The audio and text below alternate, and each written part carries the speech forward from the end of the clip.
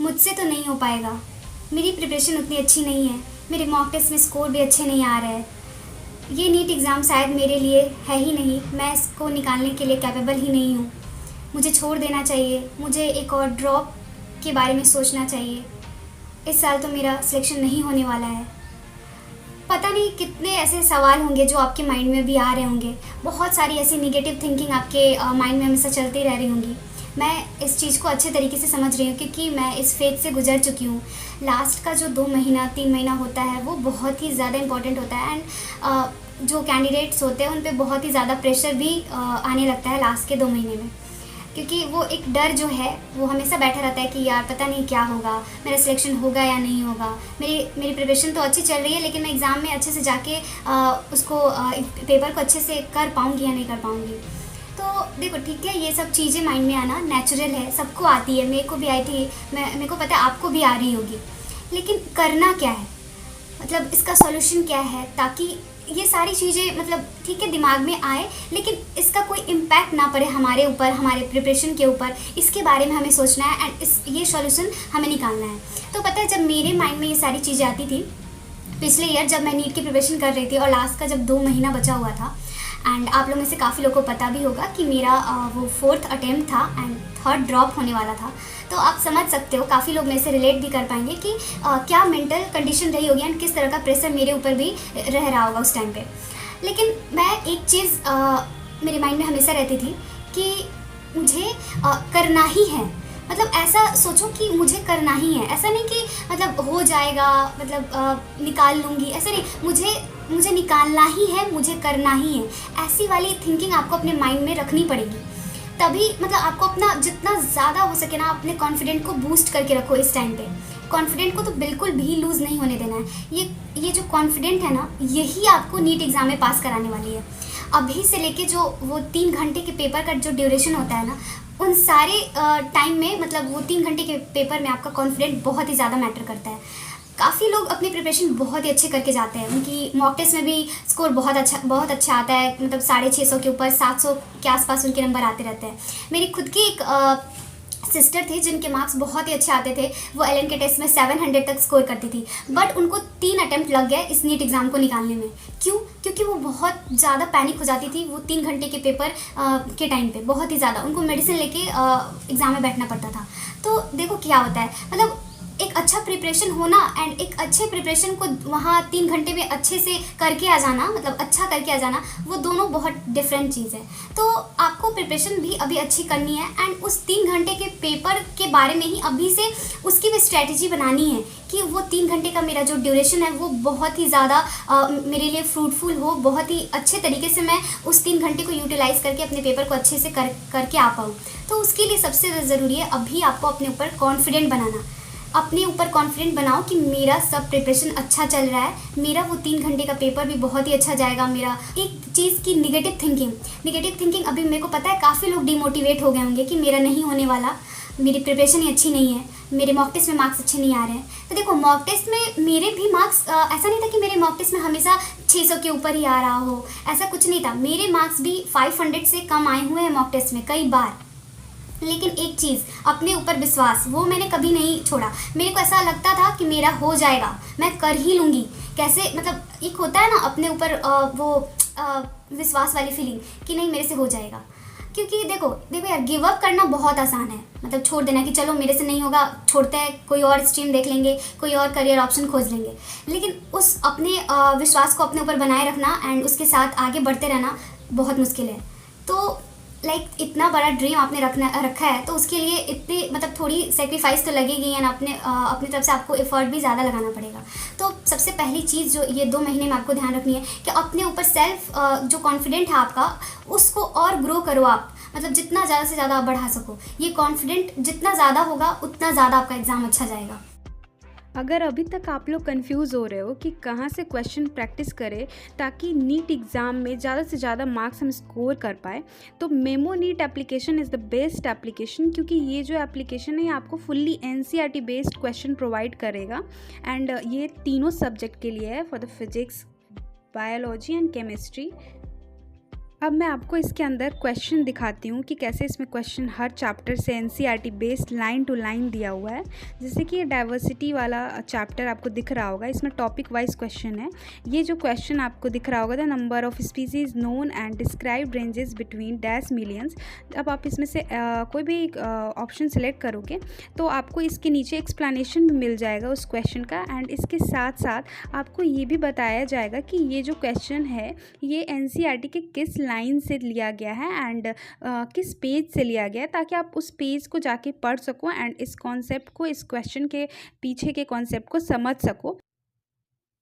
इसके बाद के जो ये क्वेश्चन आपको दिख रहे होंगे, biological names are generally derive from, ये आपको पता है लैटिन से डिराइव होते हैं। The presence of external ears and body hairs are characteristic of mammals. इसके साथ साथ आपको ये जो दिख रहा होगा ये स्टेटमेंट वाले क्वेश्चन है, क्योंकि स्टेटमेंट वाले क्वेश्चन भी काफ़ी सारे आ जाते हैं नीट में एंड ये लेंदी भी कर देते हैं पेपर को, तो आपको स्टेटमेंट वाले क्वेश्चन भी यहाँ पे प्रैक्टिस करने के लिए मिलेगा। मतलब आपको इस एप्लीकेशन पे वैरायटी ऑफ क्वेश्चन मिलने वाले हैं, ताकि किसी भी तरह का क्वेश्चन अगर नीट में आता है, किसी भी प्रकार का आता है, तो आपसे छूटे नहीं। हर तरह के क्वेश्चन आपको यहाँ पे प्रैक्टिस करने के लिए मिल जाएगा। और ये सिर्फ बायोलॉजी के लिए ही नहीं है, मतलब फिजिक्स एंड केमिस्ट्री में भी आपको सेम चीज़ें मिलने वाली है। वैरायटी ऑफ क्वेश्चन आपको फिजिक्स एंड केमिस्ट्री में मिलेगा हर तरह के, मतलब जम्बल्ड वर्ड क्वेश्चन हो गया, फिल इन द ब्लैंक्स हो गया, मैच द फॉलोइंग हो गया, या फिर फिगर वाले क्वेश्चन होते हैं, वो भी आपको देखने के लिए मिल जाएगा इस एप्लीकेशन पे। तो ये एप्लीकेशन आप सभी नीट 2023 एस्पिरेंट के लिए बहुत ही अच्छा हो जाएगा अगर आप इसको लेके क्वेश्चन प्रैक्टिस करते हो तो, क्योंकि एनसीईआरटी के पेज भी आपको पता लग रहा है कि क्वेश्चन किस एनसीईआरटी के कौन से पेज से लिया गया है। तो काफ़ी अच्छा है ये एप्लीकेशन आप सबके लिए। एंड वो होता है ना, जब हमारे पास इमेज वाले क्वेश्चन आ जाते हैं तो हमसे सॉल्व नहीं हो पाते, क्योंकि हम उनकी प्रैक्टिस ही नहीं करके जाते हैं। लेकिन इस एप्लीकेशन पे आपको इमेज वाले क्वेश्चन भी भर भर के दिए हुए हैं, ताकि आपको हर एक इमेज जो है, बायोलॉजी में तो बहुत सारे इमेज वाले क्वेश्चन बन सकते हैं, तो वो सारे इमेज वाले क्वेश्चन आपको यहाँ पे देखने के लिए मिल जाएगा। तो आप पहले से प्रैक्टिस करके जाओगे तो एग्ज़ाम में आपको कोई भी दिक्कत नहीं आएगी। तो जैसे कि आप देख सकते हो ये इमेज वाले क्वेश्चन आपको यहाँ पे दिख रहे होंगे मेरे स्क्रीन पे। तो अगर आप ये एप्लीकेशन लेते हो एंड बहुत ही अच्छे से आप इसके सारे क्वेश्चन को सॉल्व कर लोगे, तो आपसे कोई भी एग्ज़ाम का क्वेश्चन नहीं छूटने वाला है। तो अगर आप इस एप्लीकेशन को लेना चाहते होंगे एंड मेरा कूपन कोड यूज़ कर लोगे शालिनी25, then you get flat 300 off. अभी सबसे ज़्यादा जो ध्यान देने की ज़रूरत है पढ़ाई, ठीक है, पढ़ाई के बारे में हम आगे बात करेंगे कि क्या करना है क्या नहीं करना है, लेकिन उससे भी ज़्यादा ज़रूरी चीज़ अभी जो है वो है आपका हेल्थ। तो ये जो लास्ट का 2 महीना है, इसमें आपको जितना आप अपना पढ़ाई पे ध्यान दोगे, जितना आपको पढ़ाई पे ध्यान देना है, उससे भी ज़्यादा आपको अपनी हेल्थ पे ध्यान देना है। मतलब जिस तरीके से आप अपनी पढ़ाई पे ध्यान दे रहे हो ना, उसी तरीके से आपको अपने हेल्थ पे ध्यान रखना है। क्योंकि आप अगर आपकी प्रिपरेशन अच्छी है, लेकिन बाय चांस अगर आपका हेल्थ में कोई इशू आ गया, तो उसके कारण आपकी पूरी जो भी आपकी मेहनत है वो गड़बड़ हो सकती है। कई लोगों के साथ ऐसा हुआ भी है, मैंने सुना भी है कि उनकी प्रिपरेशन अच्छी है लेकिन उनकी हेल्थ में प्रॉब्लम आ गई, जिसके कारण उनका एग्ज़ाम अच्छा नहीं गया।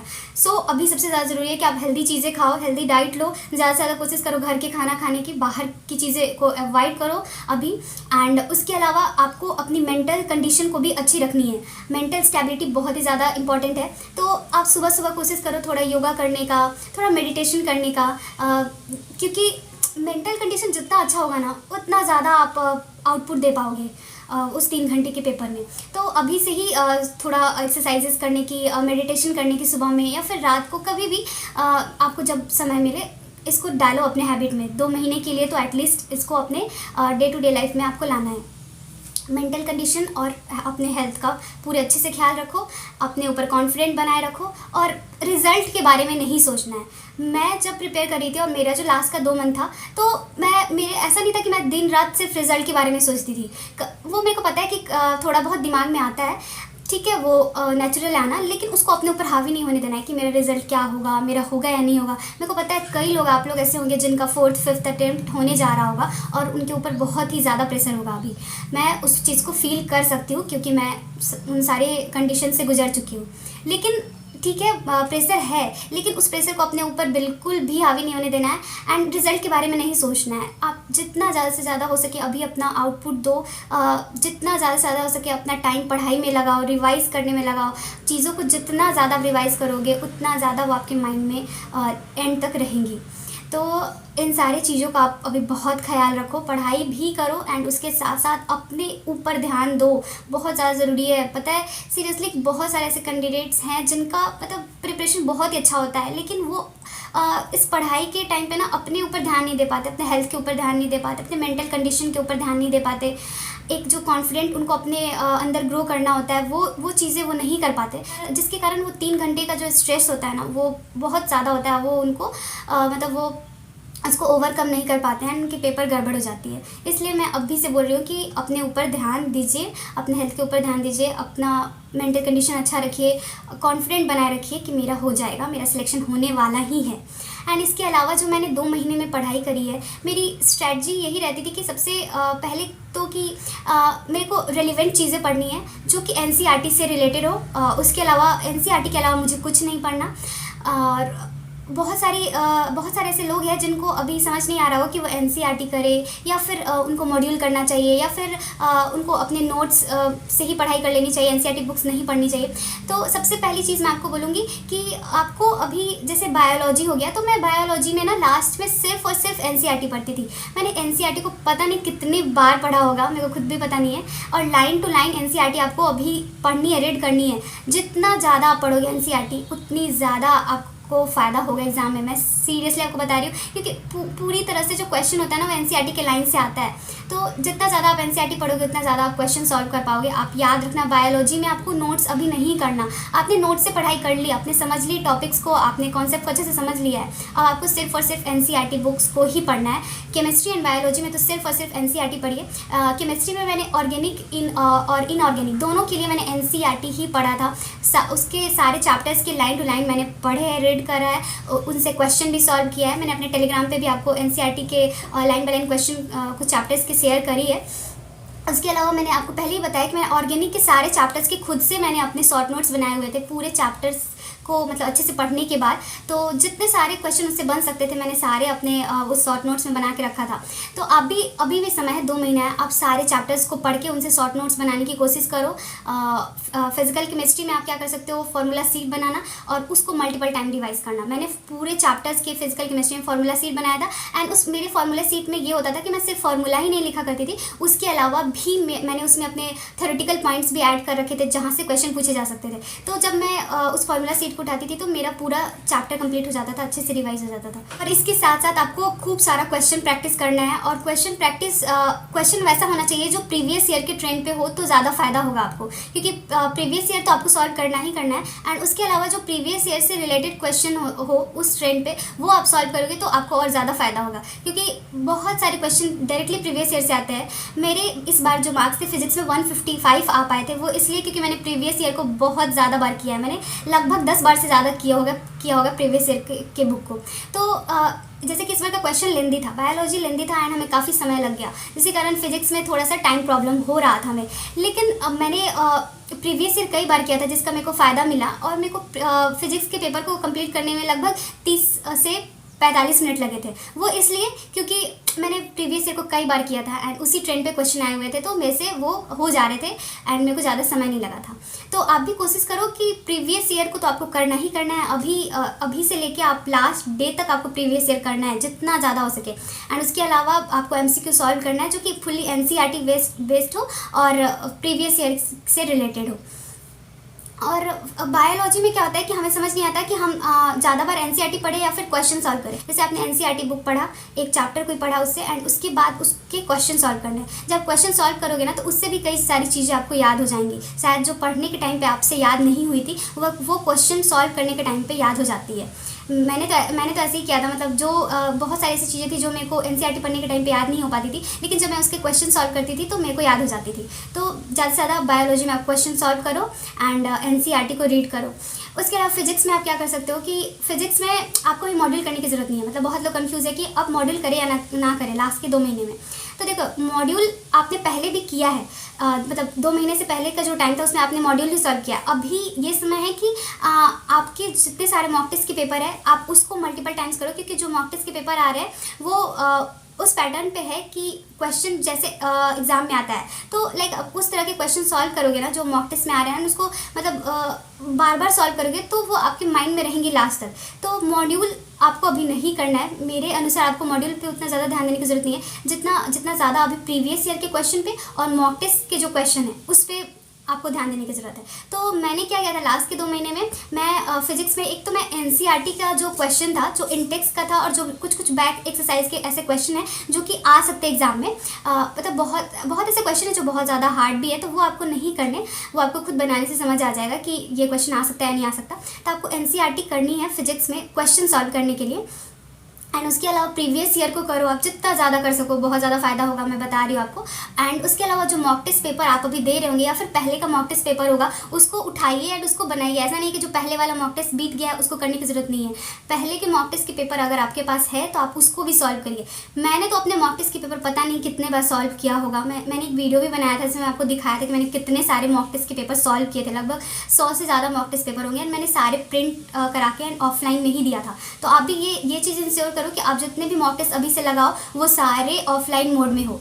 उसका प्रिंट निकाल के दो। अगर आपकी प्रिपरेशन अगर ऑनलाइन हो रही होगी तो फिर आपको प्रिंट निकाल के ही देना चाहिए, क्योंकि जो हमारा एग्ज़ाम है वो ऑफलाइन होने वाला है, तो बबल्स भरने हैं, सारी चीज़ों को मैनेज करना है और टाइम भी देखना है। तो आप जब ऑफलाइन दोगे, फुल्ली ऑफलाइन एग्ज़ाम दोगे तो ही सारी चीज़ें आप अच्छे तरीके से उस 3 घंटे के टाइम इंटरवल को अच्छे से मैनेज कर पाओगे। और जहाँ तक मॉक टेस्ट की बात है तो लास्ट का जो 2 महीना था उसमें मैंने काफ़ी सारे मॉक टेस्ट लगाए थे, मतलब एक वीक में मैंने 3-3 4-4 मॉक टेस्ट भी लगाए हुए हैं। तो अगर आप 3-4 नहीं लगा सकते अभी तो कम से कम अभी आप 2 मॉक टेस्ट तो वीक में ज़रूर लगाओ एंड उसको अच्छे से एनालाइज करो कि कहाँ क्या मिस्टेक हो रही है। एंड उसके साथ साथ आपको एक मिस्टेक नोटबुक बनाना है। अगर आपने अभी तक नहीं बनाया गाइस प्लीज़ अभी बना लो। आपको उस पर लिखना है कि आपने कौन से पॉइंट पे आपने मिस्टेक करी है, आपकी सिली मिस्टेक हो रही है तो वो किस रीज़न से हो रही है, ताकि अगला जो आप मॉक टेस्ट देने बैठो तो उसके पहले आपको अपने मिस्टेक नोटबुक को उठाना है, उसको उठा के देखना है कि आपने उसमें कहाँ पे गलती की थी, कौन से पॉइंट पे आपने गलती की है, वो सब आपको उसमें नोट डाउन करके रखनी है, ताकि आप उसको अगले मॉक टेस्ट देने से पहले उसको उठा के देखो एंड उस गलती को आप दोबारा ना करो। इसलिए मॉक टेस्ट तो 2 ही हैं, इसके साथ साथ आप लोग मिस्टेक नोटबुक भी प्लीज़ बनाओ, बहुत ज़्यादा ज़रूरी हो आपके लिए। मतलब आपको अभी समझ नहीं आ रहा होगा कि इसका क्या ही फ़ायदा होगा, लेकिन आप एक बार बना के देखो। आप 3-4 मॉक टेस्ट के बाद आपको खुद फील होने लगेगा कि आप वो गलतियाँ नहीं कर रहे हो, आपसे बार बार जो गलतियाँ पहले हो रही थी बार बार आप रिपीट कर देते थे, अब आपसे कम हो रही हैं। मिस्टेक नोटबुक बनाने का सबसे ज़्यादा फ़ायदा होता है कि आप अपनी गलतियों को रिपीट नहीं करते हो, वो आपकी गलतियाँ कम होने लगती हैं धीरे धीरे एंड आपको पता लगता है कि आप किस पॉइंट पे वीक हो, कौन से कंसेप्ट आपके अच्छे से क्लियर नहीं है, ताकि आप उस पर वर्क कर पाओ। और यार मॉक टेस्ट इसलिए ही होता है कि आप अपने गलतियों को एग्ज़ाम में बैठने से पहले जान जाओ, आप उस पर काम कर लो, ताकि आप वहाँ जाके मतलब एग्ज़ाम में आपकी वो गलतियाँ रिपीट ना हो एंड आपके मार्क्स अच्छे आ पाए। तो मॉक टेस्ट इसके लिए नहीं होता मतलब कि पहले ही ये सोच लेने के लिए कि मेरे तो मॉक टेस्ट में कम आ रहा है तो मेरा तो सिलेक्शन ही नहीं होगा, इसके लिए मॉक टेस्ट नहीं होता है। मॉक टेस्ट इसलिए होता है कि आप अपनी गलतियों को पहले से समझे रहो, पहले से जाने रहो, ताकि आप उस पर वर्क कर पाओ, उनको अच्छे से उस सारे कॉन्सेप्ट को, सारे टॉपिक को आप अच्छे से क्लियर कर लो, ताकि आपके एग्ज़ाम में एक अच्छा स्कोर आ पाए। तो मिस्टेक नोटबुक आप लोग प्लीज़ बना लेना एंड यही मेरी स्ट्रैटेजी थी लगभग। मैं लास्ट के 2 महीने में मतलब मैंने अपने ऊपर थोड़ा ज़्यादा काम किया था कि मैं खुद को स्टेबल रख पाऊँ, उस 3 घंटे के टाइम को अच्छे से यूटिलाइज़ कर पाऊँ और मेरे ऊपर जो वो प्रेशर हो वो उतना ज़्यादा ना हो, मैं उसको ओवरकम करने में सक्षम हो पाऊँ। तो आपको अपने ऊपर भी ध्यान देना है। उसके अलावा आपको एनसीईआरटी बेस्ड पढ़ाई रखनी है, मॉक टेस्ट आपको ज़्यादा से ज़्यादा लगाना है, उसको एनालाइज करना है एंड मिस्टेक नोटबुक तो आपको बनाना ही बनाना है। एंड अगर अभी तक आपने नहीं बनाया होगा खुद से फार्मूला सीट तो प्लीज़ बना लीजिए, अभी भी समय है, 2 महीने का टाइम है एंड अपनी प्रिपरेशन अच्छे से करते रहिए। कभी भी गिव अप करने का बिल्कुल भी मत सोचिएगा, सबके साथ ऐसा होता है, ये नेचुरल चीज़ें हैं, दिमाग में ऐसी निगेटिव थिंकिंग आनी, लेकिन उसको कैसे हमें हैंडल करना है वो हमारे ऊपर निर्भर करता है कि हम उसको कैसे ले रहे हैं। तो अपने तरफ से कोशिश करिए पॉजिटिव थिंकिंग रखने की, हमेशा अच्छा सोचने का। मतलब जितना ज़्यादा से ज़्यादा आप अच्छा सोचोगे उतना ही अच्छा आपका एग्ज़ाम जाएगा, मैं आपको ये गारंटी के साथ बोल सकती हूँ। तो जितना आप पॉजिटिव सोच सकते हो ना उतना अपने तरफ से पॉजिटिव सोचो और पॉजिटिव रहो। अच्छे से प्रिपेयर करते रहो। कोई भी डाउट हो तो आप मुझसे कमेंट सेक्शन में पूछो, मैं सबके कोशिश करती हूँ कि सारे लोगों के मैं रिप्लाई दे सकूँ। मिलते हैं नेक्स्ट वीडियो में। Thank you so much.